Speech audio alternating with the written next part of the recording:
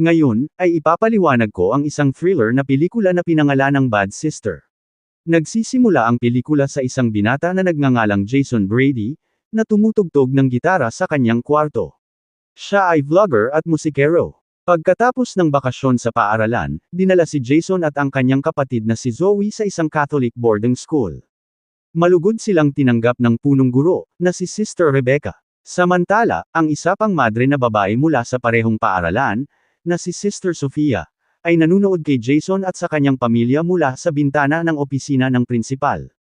Bumalik si Sister Rebecca sa kanyang opisina at binati si Sister Sofia.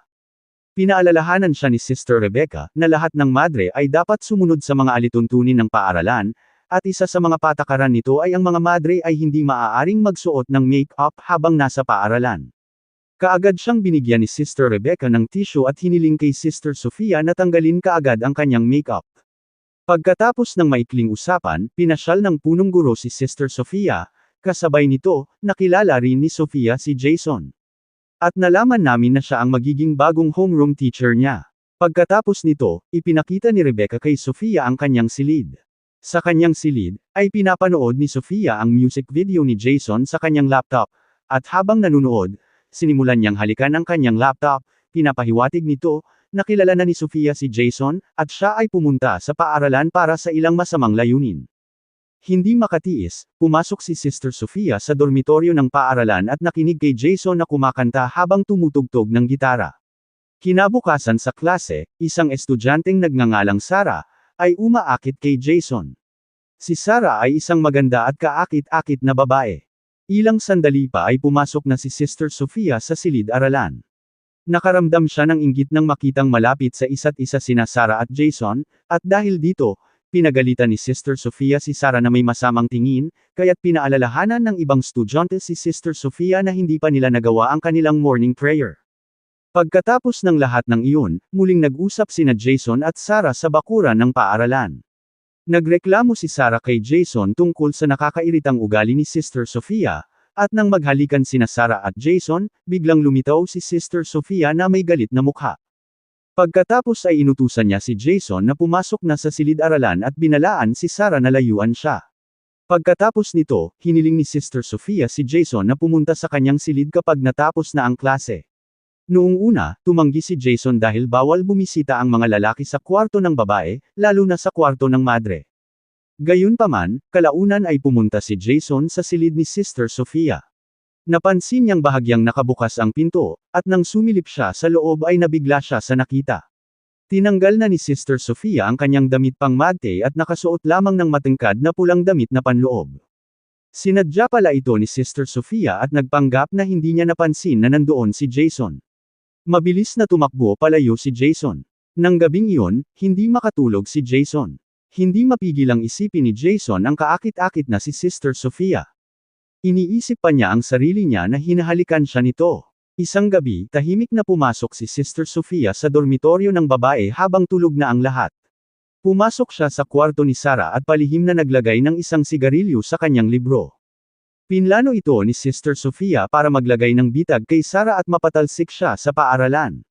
Sa hindi inaasahang pagkakataon, nahuli ni Sister Rebecca si Sister Sofia sa akto, ngunit pinaliwanag ni Sister Sofia na tinitingnan lamang niya ang seguridad ng dormitoryo ng babae. Hindi na nagtanong pa si Sister Rebecca at umalis kaagad.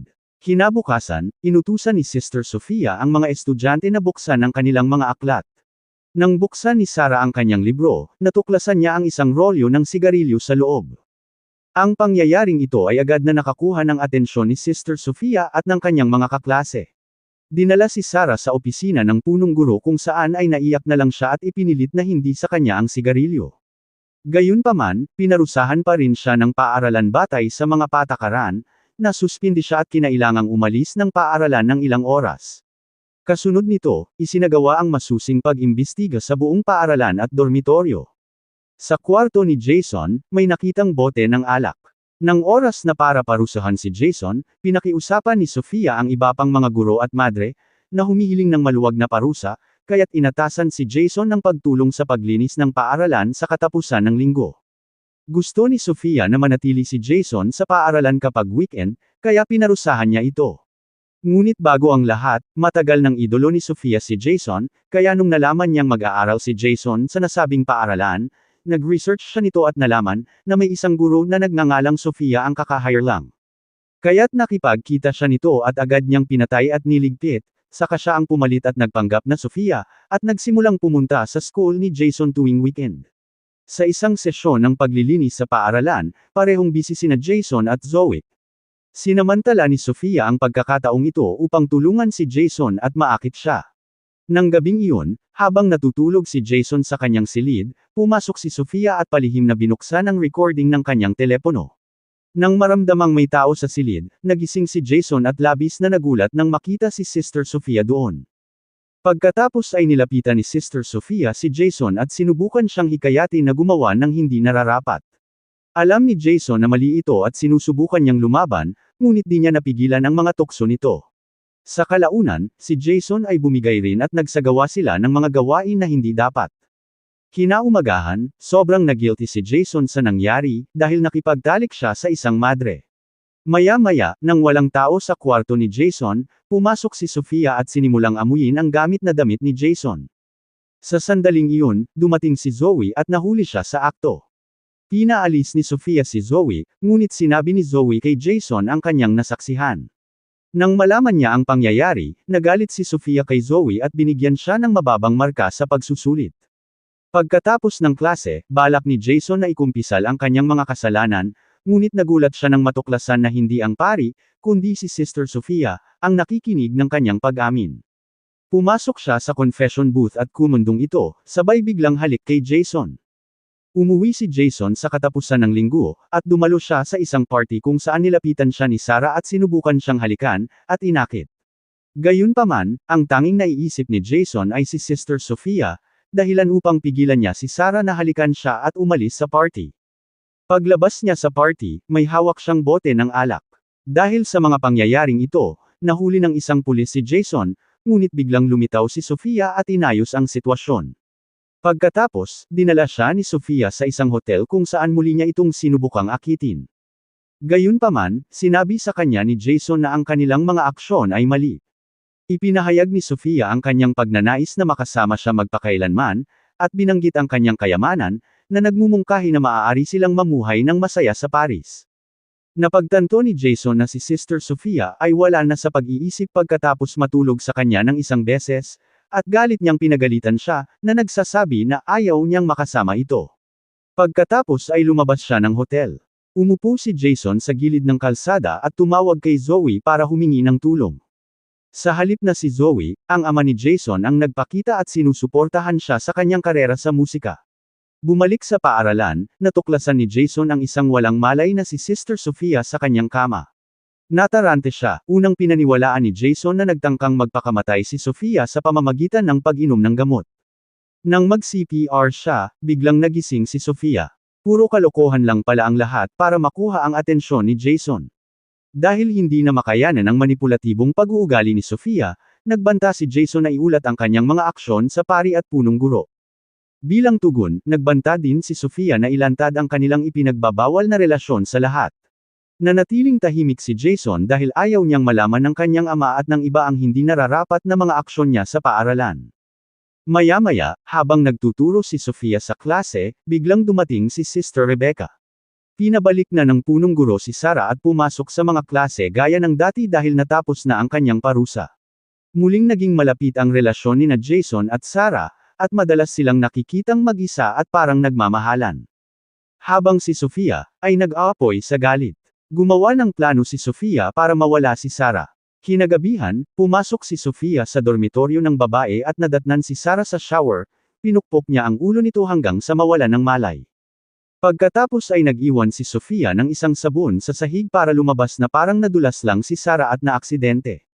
Ilang sandali pa, laking gulat ni Zoe nang makitang nakahandusay si Sarah. Agad namang humingi ng tulong si Zoe sa mga pulis at sa iba pang residente ng dormitoryo. Pinaniwalaan nila na ang mga pinsala ni Sarah ay resulta ng pagkahulog sa banyo.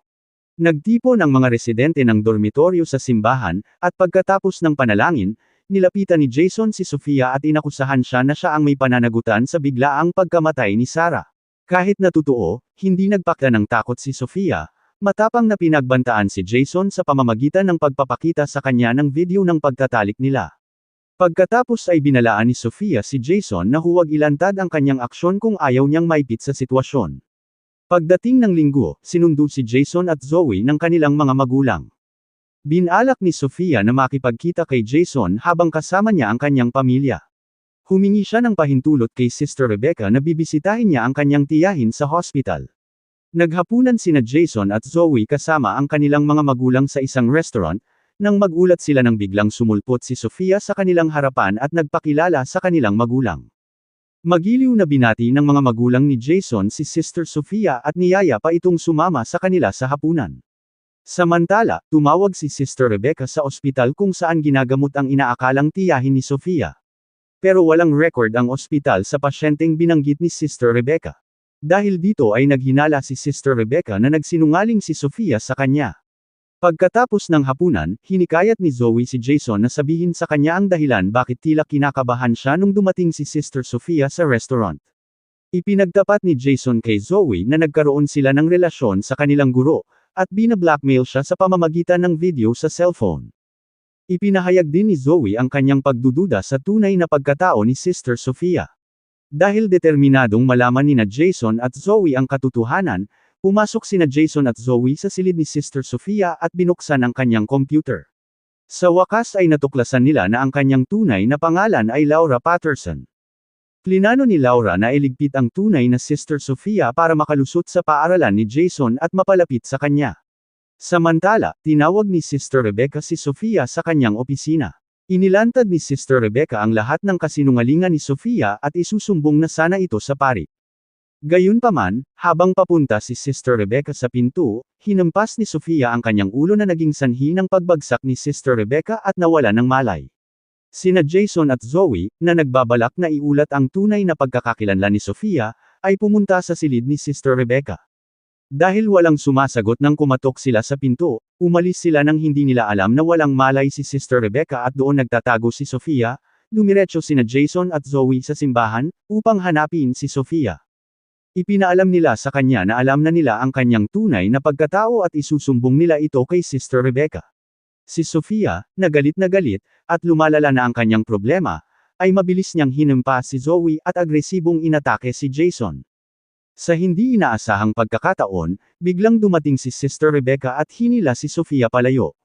Sinamantala ni Jason ang gulo, dinukot ni Jason ang screwdriver sa kanyang bulsa, at agad sinaksak si Sofia.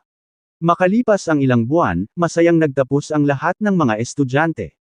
Ang aral sa kwentong ito, ay dapat hindi ka magpapaniwala kahit kanino, maganda man yan o gwapo, masasaktan ka lang. At dito lamang po nagtatapos ang ating kwento, maraming salamat.